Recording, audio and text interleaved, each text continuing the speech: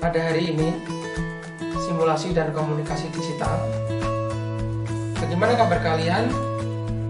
Tentu saja harapan Bapak kalian kondisinya sehat. Meskipun dalam kondisi pandemi seperti ini, ingat pesan Ibu, tetap menggunakan masker, kemudian mencuci tangan, dan menjaga jarak. Karena dengan kesehatan kalian akan bisa melakukan segala aktivitas kalian. Untuk pembelajaran hari ini kita akan membahas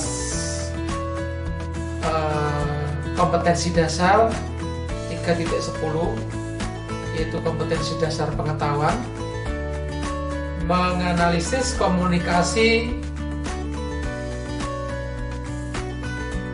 sinkron dan asinkron dalam jaringan. Menganalisis komunikasi sinkron dan asinkron dalam jaringan. Karena topik bahasan kita pada hari ini adalah komunikasi daring. Adapun tujuan pembelajaran kita pada hari ini, yang pertama, kalian nanti bisa mendefinisikan komunikasi daring sinkron dan asinkron. Kemudian yang kedua, mengklasifikasikan komunikasi daring sinkron dan asinkron. Dan yang ketiga adalah memberikan contoh komunikasi daring sinkron itu yang seperti apa, dan komunikasi daring asinkron itu yang seperti apa. Jadi ada contoh-contoh konkretnya bagaimana. Baik, kita akan bahas ya secara detail dari komunikasi daring tersebut. Yang pertama yang kita akan bahas adalah tentang pengertian. Apa tuh sebenarnya pengertian komunikasi daring itu? Komunikasi daring itu sendiri adalah singkatan. Kalau dipanjangkan adalah komunikasi dalam jaringan, yang berarti satu cara berkomunikasi melalui jenis atau macam-macam jaringan dalam internet yang digunakan untuk transaksi maupun mencari informasi tertentu. Kalian tahu bahwa komunikasi sekarang ini, apalagi di era revolusi 4.0, kita semua mau tidak mau selalu diperhadapkan dengan komunikasi dalam jaringan. Ini adalah kemajuan teknologi yang mau tidak mau harus kita ikuti, juga masuk di dalam dunia pendidikan. Kemudian kelebihan dan kekurangan komunikasi daring itu apa? Untuk kelebihannya, dapat dilakukan di mana saja dan kapan saja. Mengapa demikian? Karena ketika kita tersambung dengan internet dalam jaringan, maka kita bisa melakukan komunikasi kapanpun. Tentu saja kalau kita memiliki kuota, kita tersambung dengan jaringan internet. Kemudian biayanya lebih irit atau efisiensi biaya.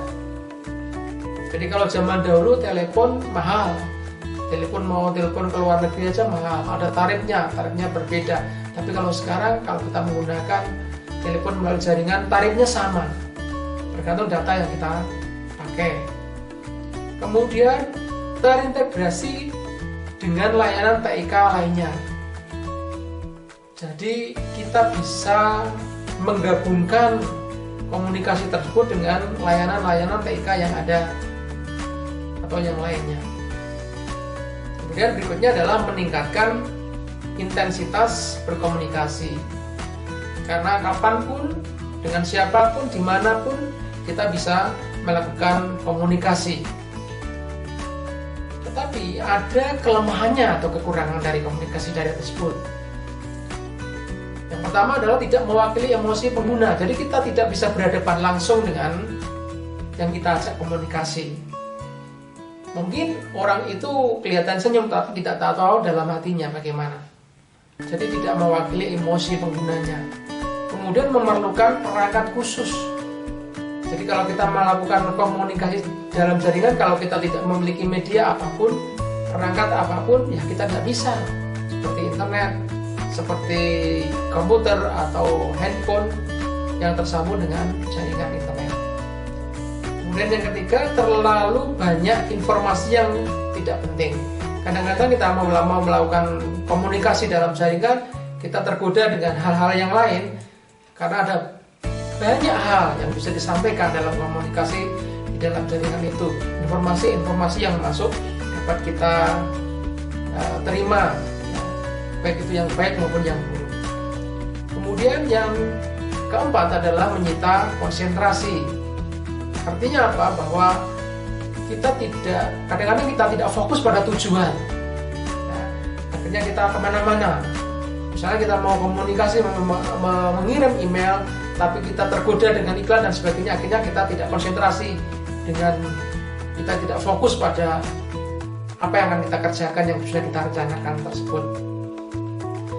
Berikutnya, fungsi dan tujuan dari komunikasi dalam jaringan tersebut adalah mengumpulkan dan menyebarkan informasi mengenai kejadian dalam suatu lingkungan. Jadi dengan komunikasi ini kita bisa menyebarkan, ya, kemudian bisa mengenal, ya, bisa mengerti tentang semua kejadian yang ada di dunia ini, terutama dalam jaringan, yang ada dalam jaringan internet tentu saja. Kita bisa melihat kondisi, keadaan, meskipun tempatnya yang jauh. Kita juga bisa menyampaikan informasi meskipun beda tempat. Kita bisa belajar meskipun jaraknya jauh. Adapun tujuan dari komunikasi dalam jaringan adalah memberikan informasi kepada masyarakat, kemudian juga bisa berupa pendidikan, ya, pendidikan kepada masyarakat tentang hal-hal. Kalau sekarang ini yang gencar sedang dipropagandakan adalah tentang 3M, ya, karena pandemi corona. Itu adalah merupakan juga sarana pendidikan kepada masyarakat supaya menerapkan prokes tersebut. Kemudian juga bisa mempengaruhi masyarakat, baik itu pengaruh yang positif dan maupun pengaruh yang negatif. Karena ketika kita melihat informasi terus, mendengar informasi tersebut, maka ada penilaian, terpengaruh atau tidak dari informasi tersebut. Biasanya banyak yang terpengaruh. Kemudian juga menghibur masyarakat yang berhubungan dengan entertainment, hiburan, ada hal-hal yang lucu yang disampaikan, ada hal-hal yang bermanfaat, ada tip-tip dan sebagainya. Itu adalah tujuan daripada komunikasi dalam jaringan. Sekarang yang terakhir adalah yang saya sampaikan adalah jenis komunikasi dalam jaringan atau jenis komunikasi daring. Itu ada dua, yaitu komunikasi daring sinkron atau serempak, dan yang kedua adalah komunikasi daring asinkron tak serempak. Apa itu komunikasi daring sinkron? Yaitu komunikasi yang menggunakan media lain sebagai media yang terjadi secara serempak, waktunya sama, waktunya nyata atau real time. Ya.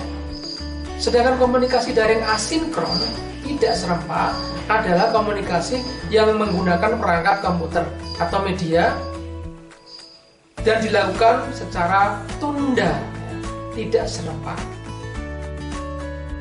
Dua hal ini nanti kalian pelajari benar-benar, ya. Kalian pelajari dengan sungguh-sungguh sehingga kalian benar-benar mengerti apa yang saya lakukan ini termasuk komunikasi sinkron atau asinkron. Dan berikutnya akan Bapak tayangkan, ya, contoh jenis komunikasi dalam jaringan dalam tayangan berikut ini. Silahkan kalian perhatikan dengan baik, perhatikan dengan seksama, sehingga kalian nanti bisa melihat, oh itu termasuk komunikasi sinkron. Oh, itu termasuk komunikasi asinkron. Karena mungkin minggu depan kalian akan praktek, ya, praktek baik komunikasi sinkron maupun komunikasi dalam jaringan secara asinkron. Silakan kalian perhatikan video berikut ini.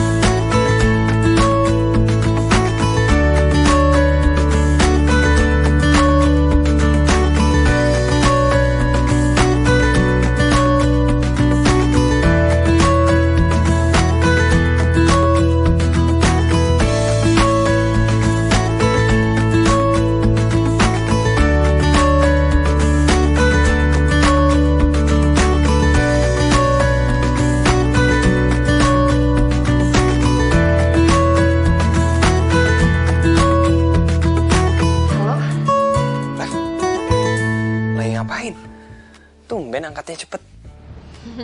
Iya, soalnya dari tadi gue udah nungguin lo telepon.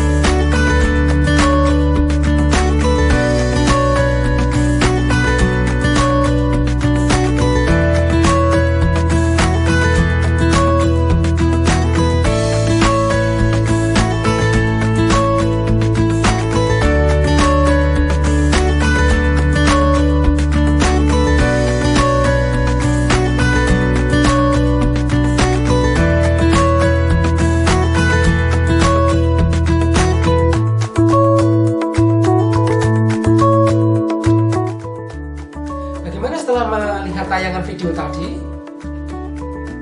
Tadi ada banyak ya. Kita bisa berkomunikasi dengan menggunakan aplikasi apa saja. Nanti kalian bisa mengklasifikasikan ini termasuk sinkron, ini termasuk asinkron.